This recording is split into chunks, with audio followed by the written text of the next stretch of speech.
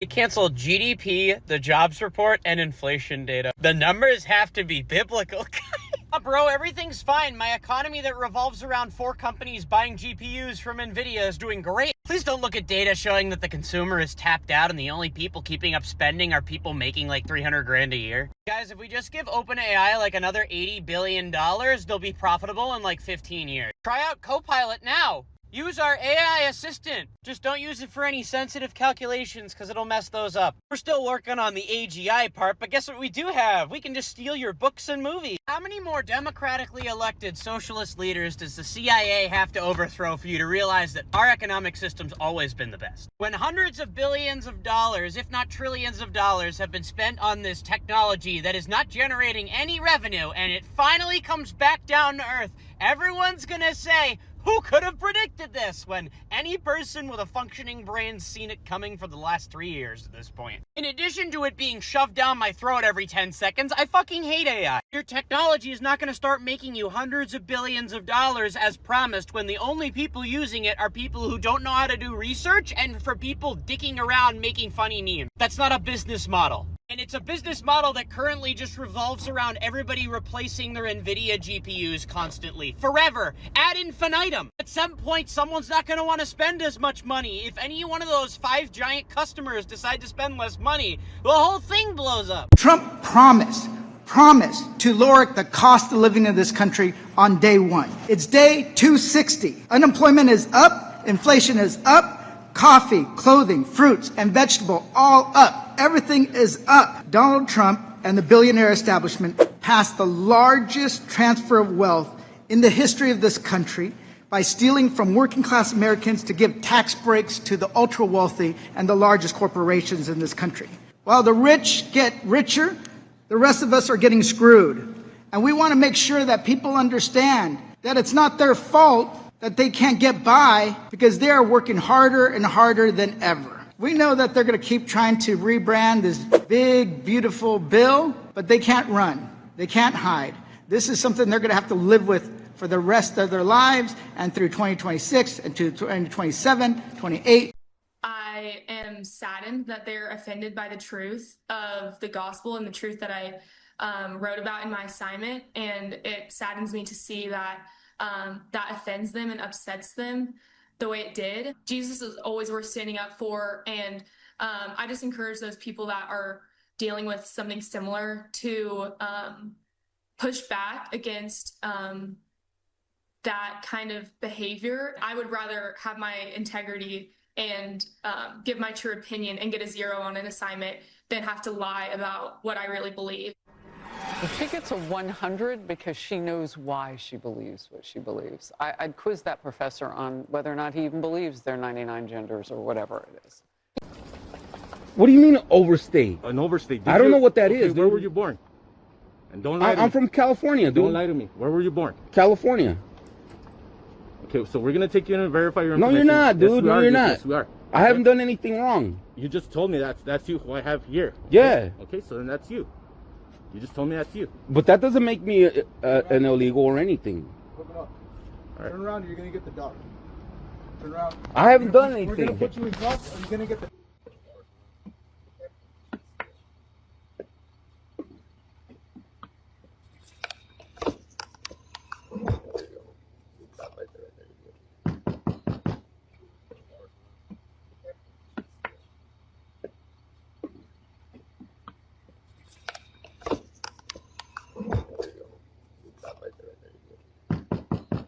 Congresswoman, thank you for being with us. The president attacked you personally yesterday, and I want to play more of what he said. Ilhan Omar is garbage. She's garbage. Her friends are garbage. These aren't people that work. These aren't people that say, let's go, come on, let's make this place great. These are people that do nothing but complain. Congresswoman, how do you respond to that? Well, thank you, Anna, for having me. I would say the president's obsession with me and the Somali community is really unhealthy. It's creepy. And I hope that he gets the help that he needs. It sounds like he is trying to deflect from the failures that he's had as president. His immigration rates are not going in the way that he's expected. We know that the tariffs are not working to make life affordable for Americans. We know that he is afraid of what is in the Epstein files, as he's fought to be the head of the pedophile protection party. And we know that right now he is being investigated for war crimes that he might have committed when he ordered what seems to be illegal attacks against boats in the Caribbean.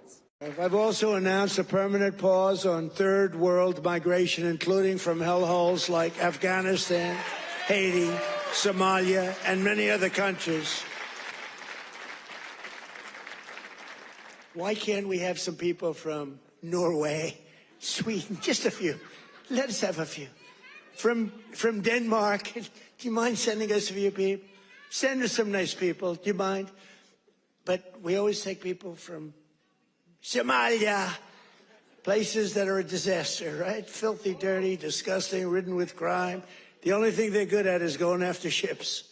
Think of it, from hundreds of miles away, So to be a school counselor in Texas, you have to have a master's degree. Does your bill require chaplains to have a master's degree? No. To be a school counselor in Texas, you have to teach in a classroom for 2 years. Does your bill require a chaplain to teach in a classroom for 2 years? No, sir. Does your bill specify any qualifications for chaplains serving in our schools? I don't think there's any specific qualifications. Does your bill define what a chaplain is? I believe it does. Does the bill? I'm looking at it. I mean, it's chaplains are defined in many areas of our government. Representative Hefner, are you aware that there are internet services that will ordain a chaplain with just 40 hours of online training? I'm not advised. I offered an amendment to the original bill to require these school chaplains to respect the free exercise of religion, and you refused to accept that amendment. Is that correct? That's correct. I offered an amendment to require parental consent before children can meet with a chaplain, and you refused to accept that amendment. Is that correct? I don't recall all the details of that day. Okay. It's been a few days. So late nights. We've discussed the National School Chaplain Association. Do you remember that conversation? I do not remember. I don't recall. The National School Chaplain Association testified in favor of the bill both in the House and the Senate. Have they helped you with this bill at all? I don't recall. I had input from a lot of different people. Are you aware that the stated purpose of this organization is to, quote, enhance God's presence by infiltrating the system? I'm not advised. Do you know Rocky Malloy? He's their CEO, testified in favor of the bill in the House and the Senate. I've met Rocky. Has he worked on this bill at all? They provided some input. So are you aware that Rocky Malloy has said chaplains are not professional counselors, children don't need professional counseling, they just need to be heard? I'm not familiar with that. He said he has a phone app that gives instructions on how to pray with students who are suicidal. Do you believe that the answer to kids who are suicidal is for them to pray and not get professional mental health That has nothing to counseling? do with this bill. Rocky Malloy has stated he wants chaplains going into teachers' classrooms and reviewing every single book available to students. Do you, as the bill author, want chaplains censoring or banning books No. in libraries or classrooms? No. Are you familiar that Rocky Malloy describes himself as a former drug smuggling pirate saved by divine intervention? I'm not aware. And he's admitted to being convicted of international drug trafficking? I'm not advised. The gentleman's time has expired. Our present, so-called president, he spends most of his time either in his child or his parent ego state. He never gets into his adult ego state unless he's reading off the teleprompter. And he is such a poor reader that oftentimes he makes mistakes and then he is instantly in his child ego state right in front of your very eyes. It's absolutely fascinating to watch it happen. Speaking of our president, a lot of people say that racism has risen under him. Anybody who doesn't say that hasn't been paying attention. It absolutely has. I'm getting more hate mail now than I have gotten for years. The kinds of things that are being said in this country today are things that he has said for the last 2 years. He has said them publicly, and he got elected because he said them publicly. We have a group of people in the United States of America who were in response to 8 years of a black man in the White House and the possibility that they might have from 4 to 8 years of a woman in the White House, will elect anything that walks and can chew gum at the same time. Get a fucking life! Fucking losers! Fucking cowards! Take the mask off, bitch!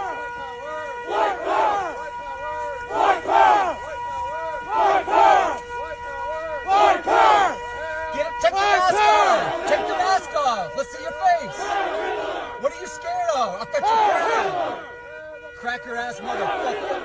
Don't go into that count until they are finalized. So next year we should be even more eye-popping. One of those to talk about is the federal acquisitions regulations, which you gave us a charge 6 months ago to dramatically reduce. In 6 months, we've lowered it by 25%. I'm very privileged and honored today to have my family with me. I'd like to introduce them to you. Disruptions of congressional business is a violation of law, is a criminal offense under federal law. Audience members are advised to take their seats and maintain order. The chairman may now ask Capitol Police to remove and arrest the persons creating the disturbance. Get ICE off our streets! Stop terrorizing your community! Get ICE off our streets! Stop terrorizing your community! Get ICE off our streets! Stop terrorizing your community! I don't know why you would waste your time saying somebody deserves to be publicly executed. You know what? I want to watch that execution. That'll make my day better. In front of everyone. By the way, this is my other problem with death penalty. It takes too long, too many appeals. Expensive. It should be public. It should be quick. It should be televised. Why would you say that? You could have, like, brought to you by Coca-Cola. No, I'm not kidding. By the way, I would totally tune in to see some pedo get their head chopped off. I just ask them to really reassess. Say today we're going to publicly execute this person, and About they read the off Super Bowl. the shoes. You get a You only last do it- meal. No, they should And make it's you not eat even that. grand. If they get a high off of watching someone be murdered.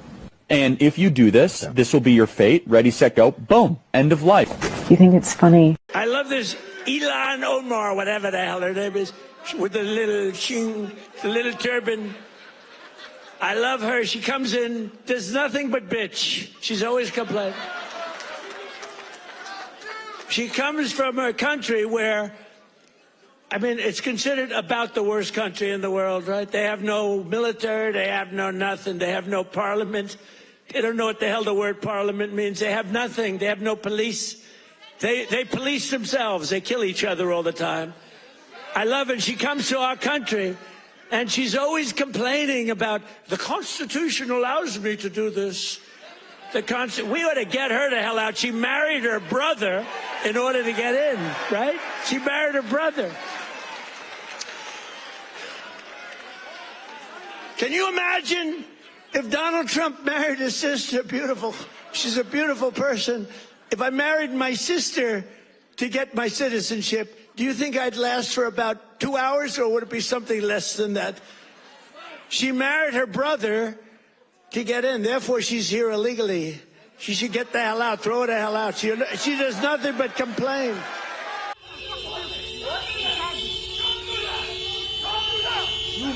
Hey, make your rush. Do not move. Back up.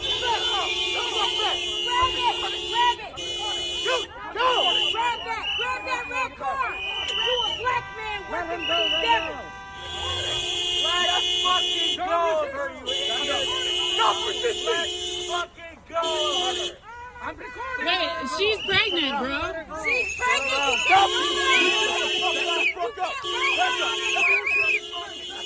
Yes, need assistance immediately. This is a Homeland Security. I got officers getting attacked.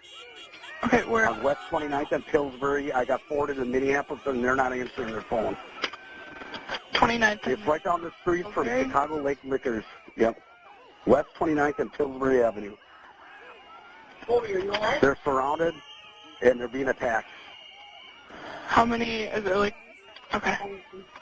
We only have a few officers, but we have, what did they say, 60 to 70 agitators that are fighting them. They're not answering their phone now, so I don't know if they got knocked out or what, but we need help.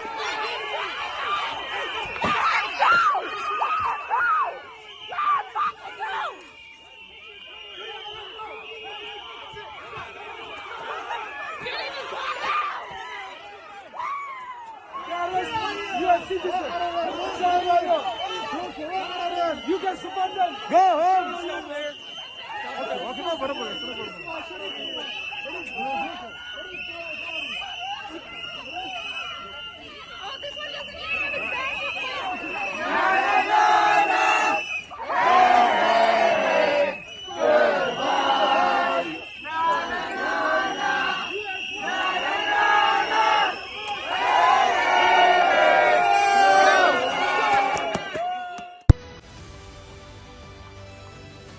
Thank you. Thank you, Mr. President.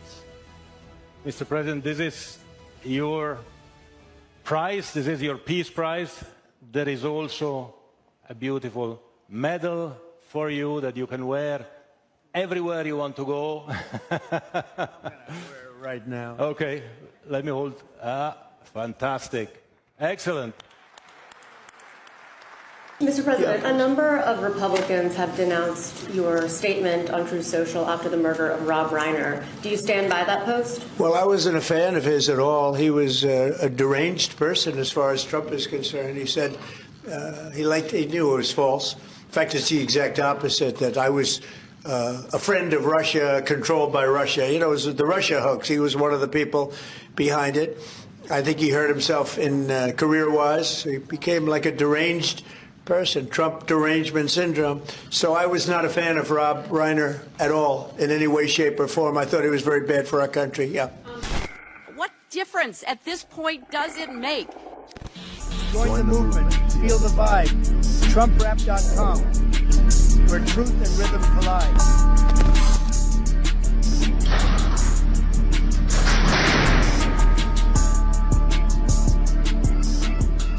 What part of your body was the MRI looking at? I have no idea. It was just an MRI. What part of the body?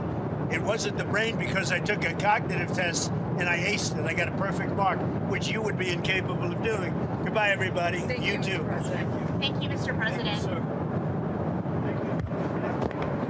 Hey everybody, I want to tell you about a major abuse of the justice system that's flying under the radar right now. A few weeks ago, the World Soccer Federation, FIFA, gave Donald Trump a made-up award called the FIFA Peace Prize. Trump was upset that he didn't win the Nobel Peace Prize, so FIFA invented this consolation prize, which was awarded to Trump on December 5th. On December 9th, just 4 days later, Trump's DOJ moved to dismiss a major prosecution involving FIFA. Was this possibly a coincidence? Nope. Here's what happened. I'm Liz Oyer, the former pardon attorney for the Department of Justice. You might remember that about 10 years ago, a major corruption scandal consumed international soccer. Dozens of companies and executives were convicted of crimes involving decades of bribery and corruption. Among those prosecuted were Hernan Lopez, the CEO of Fox International Channels, and an Argentinian company called Full Play Group. They were convicted by a jury, and a unanimous appeals court upheld their convictions. As of a few weeks ago, Lopez and Full Play were appealing their convictions to the Supreme Court. But then, on December 5th, FIFA gave Trump the so-called Peace Prize. And on December 9th, Trump's Solicitor General, a guy named John Sauer, ordered DOJ prosecutors to abandon the case against Lopez and Full Play. Sauer is one of the highest-ranking lawyers at the Justice Department. He also represented Trump personally in the immunity case he won before the Supreme Court. Now, the U.S. attorney overseeing the FIFA cases, a guy named Joseph Nacella, is also a Trump appointee. Nacella objected to abandoning the cases, and he asked Sauer to reconsider. But Sauer said no, and now the Justice Department has asked a federal court to overturn the convictions of Lopez and Full Play. This is a huge deal because it could also unravel dozens of other convictions of soccer officials and sports executives. It could also mean that the government has to return hundreds of millions of dollars in penalties paid by these people. It's also a big deal because it's an example of corruption at work. In Trump's America, justice can be bought. All it takes is a shiny object or a large check. Please help hold Trump accountable by spreading the word and sharing this post. Thanks. Veterans have you deported? Sir, we have not deported U.S. citizens or military veterans.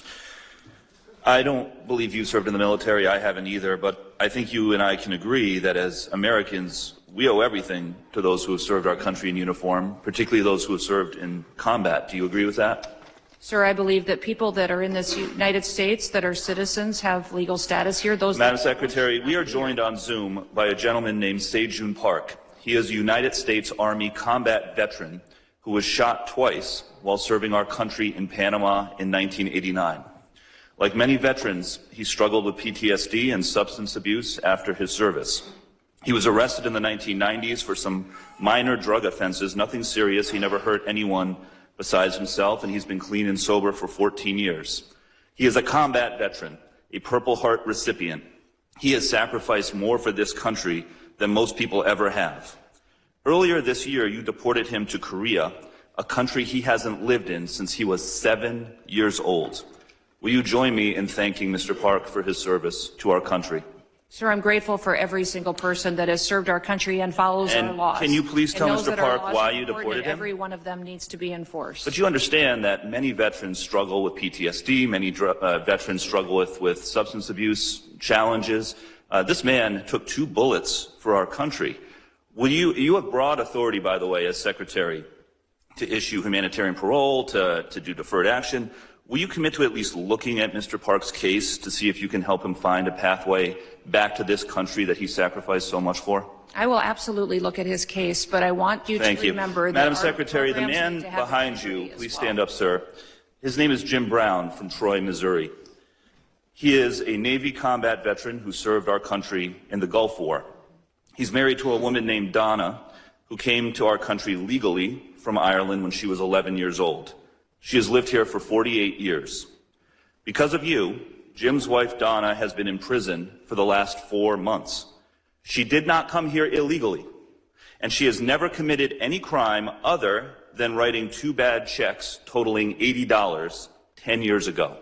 She is currently in prison and facing deportation. Ms. Noem, will you thank Mr. Brown for his service to our country?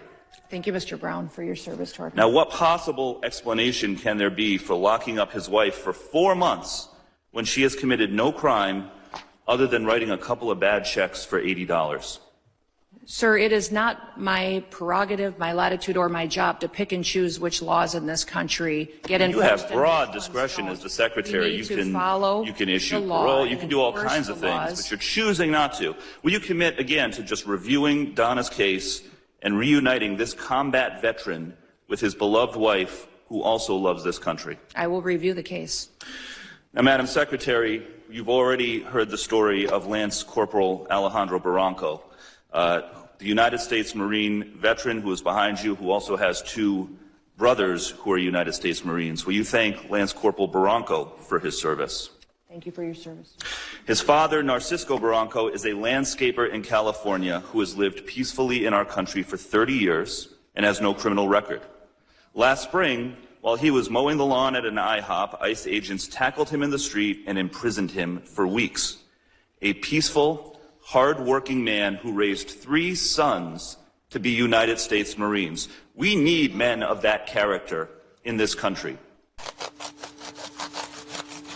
We cut the eggs in half so that it stretches. We used to give out a whole dozen of eggs. Now we cut the dozens in half so they each get a half a dozen. We're in Georgia, where Jennifer Deal has been operating this food pantry for more than a decade. Now, for the first time, she's running out of food. You're welcome. There you go. The amount of people who need it here is up 40% compared to last year. Thank you so much. Yes, ma'am. As inflation has gone up, more people in her community say they can't afford groceries. For example, coffee. In 3 weeks, it went up $7. The average cost of food in America is 28% higher today than it was in 2020. And for Jennifer, that means doing more with less. So this is where we keep our produce. We used to be able to give out a whole pack of lettuce, but now we have to break it down so that we can feed everybody. A few weeks ago, we ran out of food. Despite rising demand, the Trump administration has cut nearly $1 billion in federal aid for programs that ensure low-income families are fed. Not having enough funding to know that I can feed all the people that need it, I think that's frustrating and it's scary.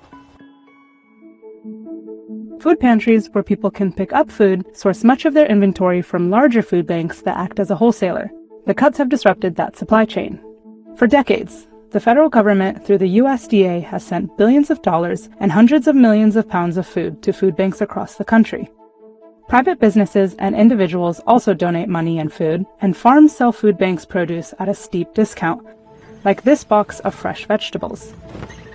In March, the Trump administration cut funding for a USDA program that sent food from farms to low-income Americans. And it also canceled a pandemic-era aid program designed to make sure that food banks had fresh food. In a statement to the New York Times, the USDA said the cuts were needed to correct what they described as a Biden-era slush fund. In May, Agriculture Secretary Brooke Rollins defended the cuts in Congress. Our team has sought to eliminate waste, fraud, and abuse in all USDA programs. Soon after, the USDA announced more than $300 million in additional food aid spending. But food banks like this one in Atlanta, which sends food directly to pantries across Georgia, say it's still not enough. We have to be creative and innovative and go out and find other sources of support to offset any changes that might happen at the federal level. At the Atlanta Community Food Bank, demand is up 70% from just 3 years ago. We would prefer it to be the reverse, where resources are going up and demand's going down. Okay. Just take it and unload it and bring it back right here. All righty. All right, sweetheart. Have a happy Thanksgiving. You too. And thank you. Canned foods, things like that, aren't as many as they used to be, as well as the meat. We used to get, I think, 2 to 3 sometimes, and sometimes it's been down to 1 to none. Tamara Coleman has been unable to work since being diagnosed with cancer and Parkinson's disease. She's depended on this pantry to feed her family for the past few years. We rely on this. If we miss it, we wouldn't eat. Thanksgiving. You're welcome. It hurts a little bit not to be able to give her fresh produce, fresh fruit, things that's going to help her heal in her journey. So we used to give out onions and apples and things like that, but now we've reverted to the junk food, chips, candy, things that's not, 100% nutritional. It's not good for them, but it's kind of this or starve. We need relief somewhere. We need something to give. We need to know that it's going to get better. And right now it looks like it's getting worse. It's just bleak. More cuts are coming next year. More than 2 million Americans are set to lose access to food stamps under the president's new domestic policy agenda. The largest tax cut in American history, the largest spending cut, $1.7 trillion. Meanwhile, Jennifer is bracing to feed even more hungry neighbors, many of whom she says voted for President Trump. A lot of people went by what Trump said. Now people want to change their mind and it's too late. We have to suffer the consequences. More people are going to depend on us, but we don't have anyone to depend on to get the food from or to get the funding from.